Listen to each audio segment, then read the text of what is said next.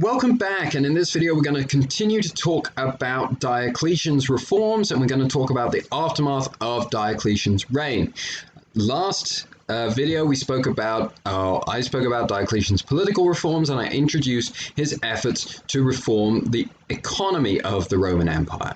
I spoke about how Diocletian tries to issue new money, but that's not trusted and not used. He tries to control prices. That's avoided. You end up with a black market situation. And so the economic situation of the Roman Empire is not improved. And so Diocletian takes a more wholesale approach to the economic reform of the Roman Empire. He holds a census, the first census that's been held in the Roman Empire for almost 100 years.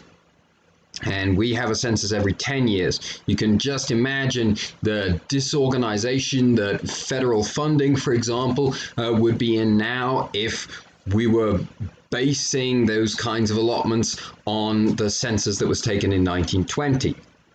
And so Diocletian holds a census. He establishes the population and the wealth of the empire, and he divides the empire into dioceses. Previously, if you remember, the empire had been divided into provinces. Now it's divided into dioceses, and these dioceses are smaller and more manageable units in order to better administer the empire, or to administer the empire more effectively. Furthermore, Diocletian assigns responsibility for collecting the taxes that are due from each diocese to the wealthiest people in each diocese, and he establishes that if the revenue is not paid, then the balance will be taken from these wealthiest citizens in the region. And surprise, surprise, revenue improves, revenue collection improves. Further, Diocletian allows taxation to be paid both in coins and in kind. So if you have coins and you're owed and your tax bill is $20, you can pay $20 in currency.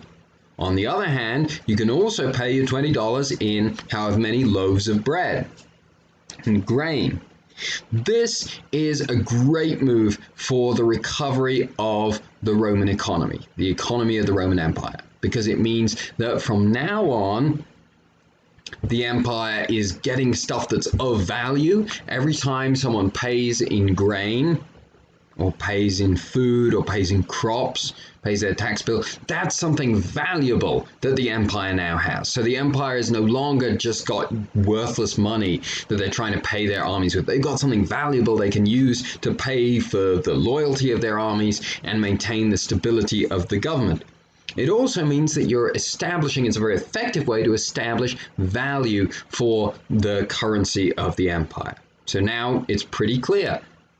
$20 is worth 5 loaves of bread, pretty nice loaves of bread, but it establishes what $20 is actually worth, and it means that the currency is actually worth something.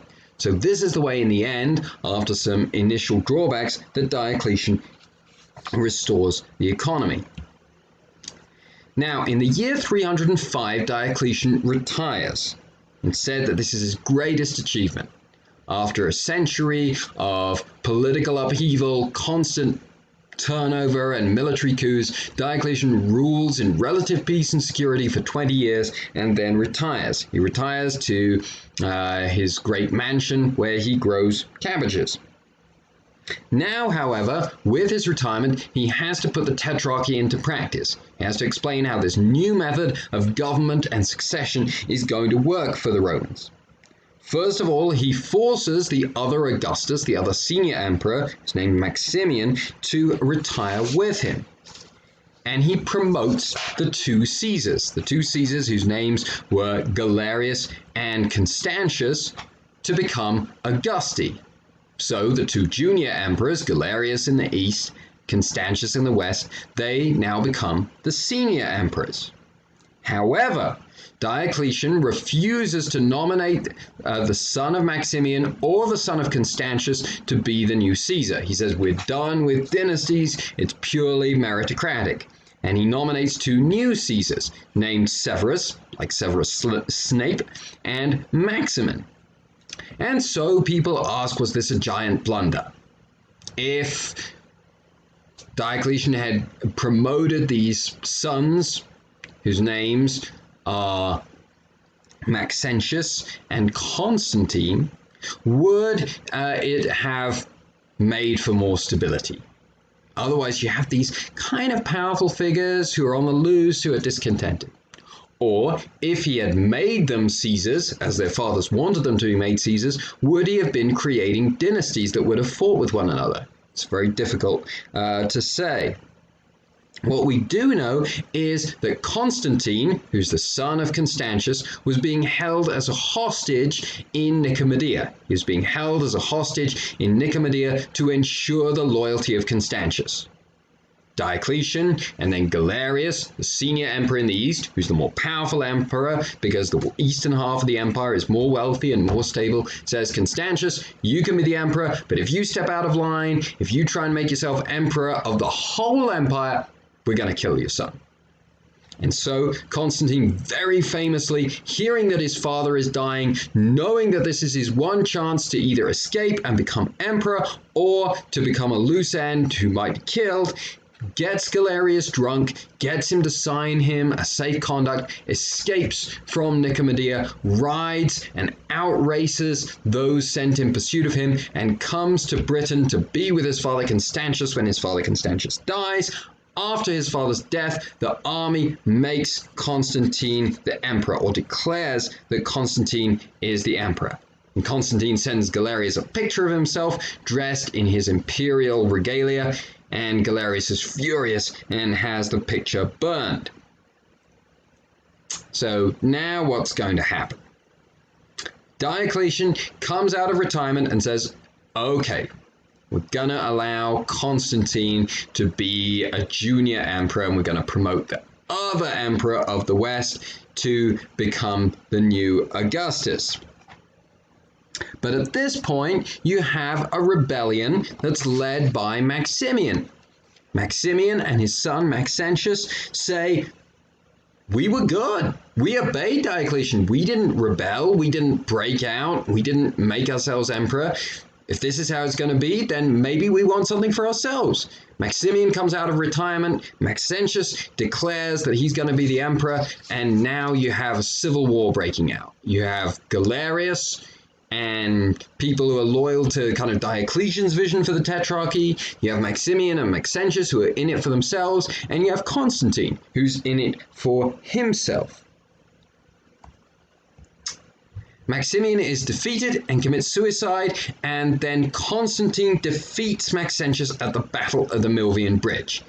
Battle, which is one of the key words for this week. You can see what the Milvian Bridge looks like today. It's on the outskirts of Rome. Of course, it certainly didn't look like this in the year 312, but this battle is significant because it marks the defeat of Maxentius. It marks Constantine coming to power in the West.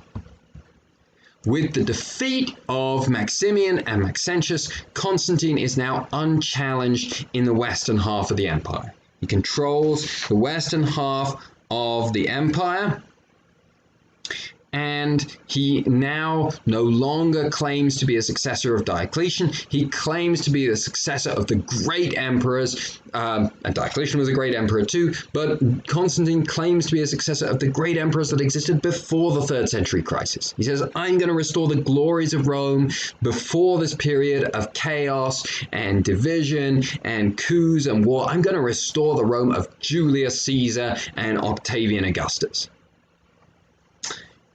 Battle of the Milvian Bridge is also significant because Constantine claims that this victory was inspired by a vision he had on the night before the battle, in which he was instructed by the vision to paint the Christian symbol of the Chi-Rho on his soldiers' shields.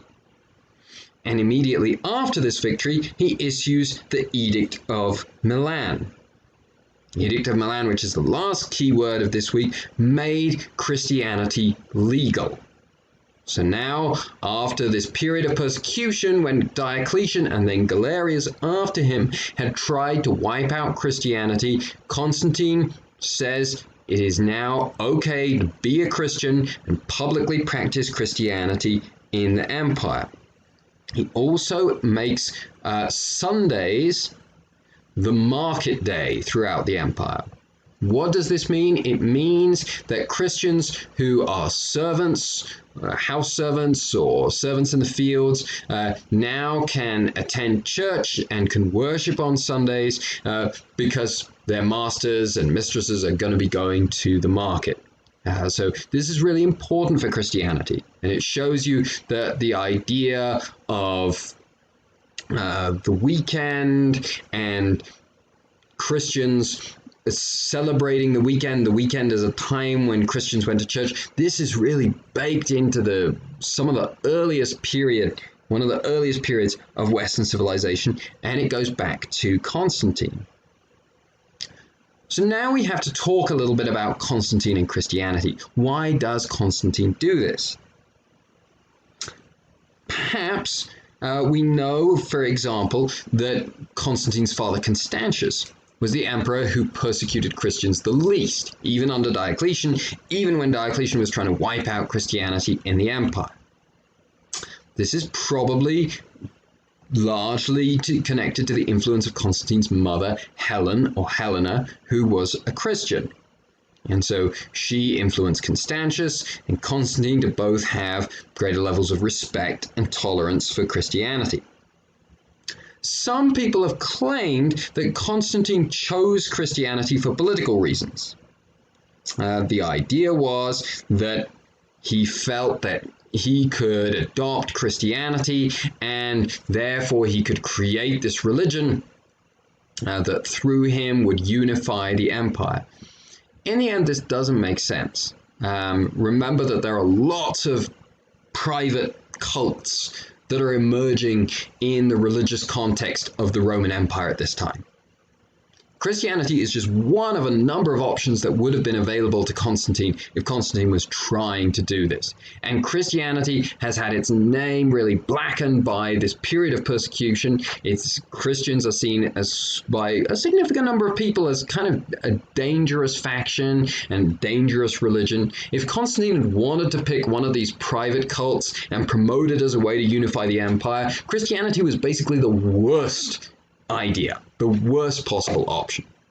And so we have to conclude that there are some religious reasons that are motivating Constantine to support Christianity.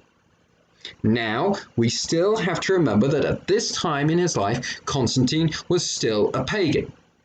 He was a pagan who was devoted to another private cult, the cult of the unconquered sun, that was very popular in the Roman army. So he's a pagan, but he is skeptical of traditional Roman paganism. These kind of public ceremonies to the traditional gods of Jupiter and Mars and Venus and Mercury that we talked about at the beginning of this lecture. Significantly, when he enters Rome in triumph after the Battle of the Milvian Bridge, he does not offer the sacrifices of thanksgiving to the gods that victorious emperors were supposed to offer. He ignores this, and in fact, he seizes the very significant treasuries and the wealth of these temples. And he uses the gold from these temples to issue new coins that are a viable currency made with precious metal that completes Diocletian's refinancing of the empire. So Diocletian rebuilds the tax system, the revenue collection system of the empire, and Constantine, who, the way to understand Constantine, I think, is as someone who has a bigger vision than Diocletian. Diocletian is more pragmatic than Constantine, but Constantine is kind of the cherry or the icing on the cake that Diocletian is building. Constantine is the one who sees that the old pagan religions unexhausted. There's a limit to the enthusiasm that's there for them.